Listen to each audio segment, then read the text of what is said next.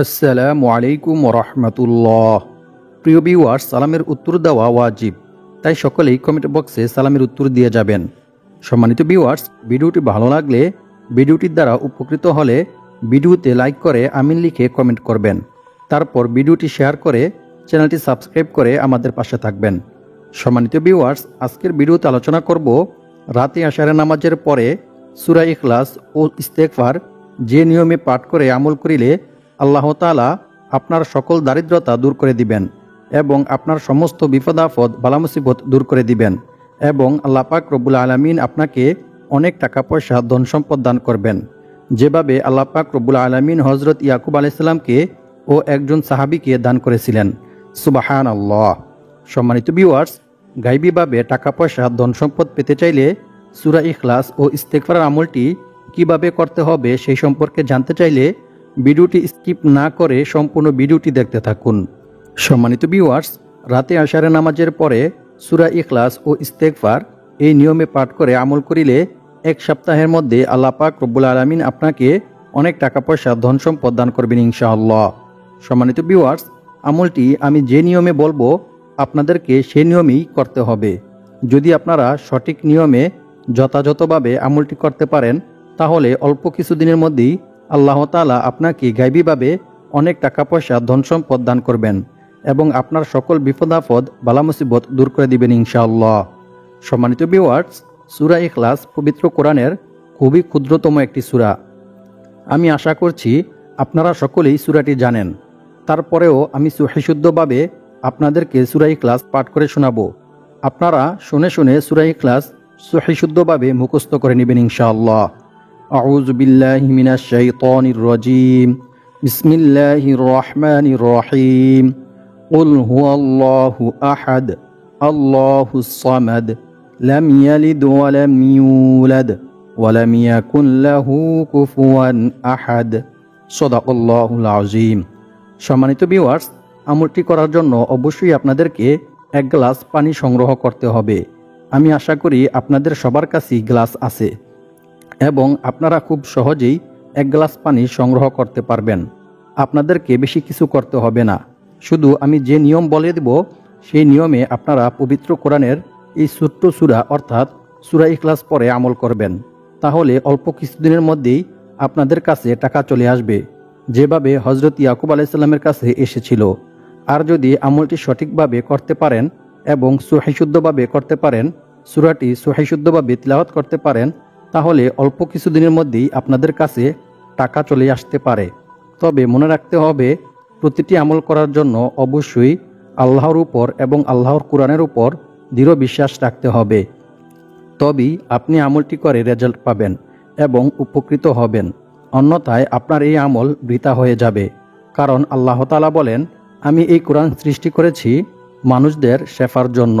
আর যারা আল্লাহর উপর বিশ্বাস রাখে আল্লাহ তাআলা তাদের সকল আশা পূর্ণ করবেনই। সুবহানাল্লাহ।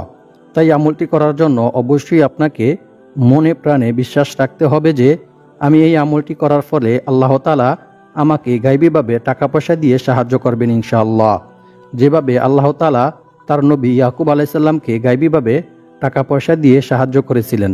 সম্মানিত ভিউয়ার্স, আপনারা যদি আমার বলা নিয়ম মেনে আমল করেন তাহলে অবশ্যই আপনারা সকলেই টাকা পাবেন ইনশাআল্লাহ। কারণ এটি কোনো সাধারণ আমল নয়, বরং এটি হচ্ছে সূরা ইখলাসের আমল, যে সূরার অনেক ফজিলতের কথা বিভিন্ন হাদিস শরীফের মধ্যে রাসূল সাল্লাল্লাহু আলাইহি ওয়াসাল্লাম বর্ণনা করেছেন। তো প্রিয় দর্শক, আপনারা যারা অতি দ্রুত টাকা পেতে চান এবং আপনাদের যাদের অনেক বেশি টাকার প্রয়োজন, আপনারা অবশ্যই আমার বলা নিয়ম মেনে সঠিকভাবে সূরা ইখলাসের এই ছোট্ট আমলটি করবেন। আর আমলটি করতে হবে রাতে এশারের নামাজের পরে, যা আমি আপনাদেরকে আগেই বলেছি। আমি আশা করি আপনারা বুঝতে পেরেছেন কোন সময়ে আমলটি করতে হবে। আমি এখন আপনাদেরকে সহজভাবে সূরা ইখলাসের এই আমলটির বিষয়ে জানিয়ে দেব এবং কি নিয়মে 5 বার সূরা ইখলাস পড়বেন এবং ইস্তেগফার পাঠ করবেন সেই সম্পর্কেও জানিয়ে দেব। তবে সূরা ইখলাসের এই আমলটি সম্পর্কে জানার পূর্বে আপনারা যারা ভিডিওতে লাইক করেননি, আপনারা ভিডিওতে লাইক করে আমিন লিখে কমেন্ট করে ভিডিওটি শেয়ার করে দিন। তারপর চ্যানেলটি সাবস্ক্রাইব করে পাশে থাকা বেল আইকনটি ক্লিক করে অল বাটনে সিলেক্ট করে রাখুন। এরকম গুরুত্বপূর্ণ ও সুন্দর সুন্দর ভিডিও সবার আগে পাওয়ার জন্য। সম্মানিত ভিউয়ার্স, প্রথমে আমি আপনাদেরকে সূরা ইখলাসের কিছু বিশেষ ফজিলতের বিষয়ে কোরআন এবং হাদিস থেকে জানিয়ে দেব, যে ফজিলত সম্পর্কে জানলে আপনারা বুঝতে পারবেন যে সূরা ইখলাস কত বড় গুরুত্বপূর্ণ এবং ফজিলতপূর্ণ একটি সূরা। যে সূরার আমল করে আপনি যা নিয়ত করবেন এবং যে আশা করবেন তাই আল্লাহ তাআলা পূরণ করবেন ইনশাআল্লাহ। তারপর আপনাদেরকে জানিয়ে দেব রাতে এশারের নামাজের পরে সূরা ইখলাস কি নিয়মে ৫ বার পরে আমল করতে হবে এবং কোন ইস্তেগফারটি পাঠ করতে হবে সেই সম্পর্কেও আপনাদেরকে জানিয়ে দেব ইনশাআল্লাহ। আবু সাঈদ খুদরি রাদিয়াল্লাহু তাআলা আনহু থেকে বর্ণিত, তিনি বলেন, এক ব্যক্তি অন্য এক ব্যক্তিকে রাতে বারবার সূরা ইখলাস পাঠ করতে শুনেন। অতঃপর সকাল হলে সে ব্যক্তি রাসূল সাল্লাল্লাহু আলাইহি ওয়াসাল্লামকে এই বিষয়টি সম্পর্কে অবগত করেন। রাসূল সাল্লাল্লাহু আলাইহি ওয়াসাল্লাম এই কথা শুনে বললেন, ওই সত্তার শপথ যার হাতে আমার প্রাণ, অবশ্যই এই সূরা অর্থাৎ সূরা ইখলাস পবিত্র কোরআন মাজিদের 1/3 সমান। সুবহানাল্লাহ, আল্লাহু আকবার। বুখারী শরীফ হাদিস নং 5013। অর্থাৎ যে ব্যক্তি সূরা ইখলাস 3 বার পাঠ করবে তার আমলনামায় 1 খতম কোরআন তিলাওয়াত করার সওয়াব লেখা হবে। সুবহানাল্লাহ, আল্লাহু আকবার। অন্য এক হাদিসে বলা হয়েছে, রাসূল সাল্লাল্লাহু আলাইহি ওয়াসাল্লামের কাছে একবার এক সাহাবী এসে বললেন, হে আল্লাহর রাসূল সাল্লাল্লাহু আলাইহি ওয়াসাল্লাম, আমি সূরা ইখলাসকে ভালোবাসি। এ কথা শুনে রাসূল সাল্লাল্লাহু আলাইহি ওয়াসাল্লাম তাকে বললেন, এ ভালোবাসা তোমাকে জান্নাতে প্রবেশ করাবে। সুবহানাল্লাহ, আল্লাহু আকবার। বুখারী শরীফ হাদিস নং 774। অর্থাৎ যে ব্যক্তি সূরা ইখলাসকে ভালোবাসবে, সূরা ইখলাস পাঠ করবে এবং সেই অনুযায়ী আমল করবে, আল্লাহ পাক রব্বুল আলামিন তাকে জান্নাতে প্রবেশ করাবেন। সুবহানাল্লাহ, আল্লাহু আকবার। সম্মানিত ভিউয়ার্স, এখন আলোচনা করব সূরা ইখলাস যে নিয়মে পাঠ করিলে আল্লাহ তাআলা আপনার গুনাহ মাফ করে দিবেন।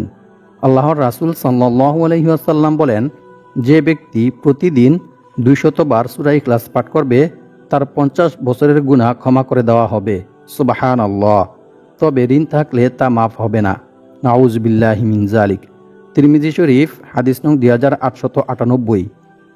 অন্য এক হাদিসে বলা হয়েছে, রাসূল সাল্লাল্লাহু আলাইহি ওয়াসাল্লাম বলেন, যে ব্যক্তি ঘুমানোর উদ্দেশ্যে বিছানায় গিয়ে ডান কাতে শুয়ে 100 বার কুল হুয়াল্লাহু আহাদ সূরা ইখলাস পাঠ করবে, কিয়ামতের দিন আল্লাহ তাআলা তাকে বলবেন, হে আমার বান্দা, তোমার ডান দিক দিয়ে তুমি জান্নাতে প্রবেশ করো।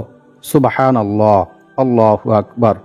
অপর এক হাদিসে বলা হয়েছে, রাসূল সাল্লাল্লাহু আলাইহি ওয়াসাল্লাম বলেন, যে ব্যক্তি কুল হুয়াল্লাহু আহাদ সূরা ইখলাস শেষ পর্যন্ত 10 বার পাঠ করবে, আল্লাহ তাআলা সেই ব্যক্তির জন্য জান্নাতে একটি মহল অর্থাৎ একটি ঘর নির্মাণ করে দিবেন।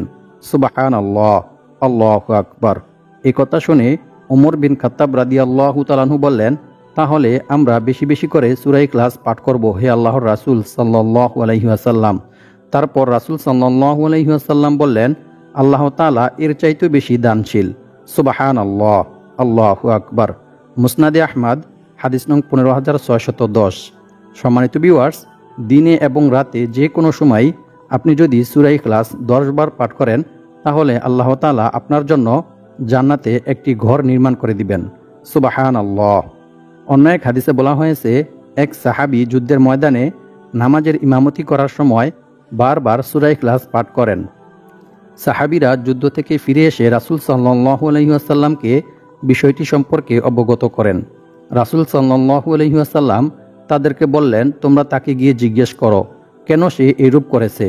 সাহাবীরা তাকে জিজ্ঞেস করলে সেনাপতি তাদেরকে জানান, এ সূরায় আল্লাহর গুণাবলী বর্ণিত হয়েছে, তাই আমি এই সূরাকে ভালোবাসি, অর্থাৎ সূরা ইখলাসকে ভালোবাসি। যখন সাহাবীরা রাসূল সাল্লাল্লাহু আলাইহি ওয়াসাল্লামের কাছে এসে একথা বললেন, তখন রাসূল সাল্লাল্লাহু আলাইহি ওয়াসাল্লাম একথা শুনে বললেন, তোমরাও তাকে গিয়ে বলো আল্লাহ তাআলাও তাকে ভালোবাসেন। সুবহানাল্লাহ, আল্লাহু আকবার। বুখারী শরীফ হাদিস নং 7375।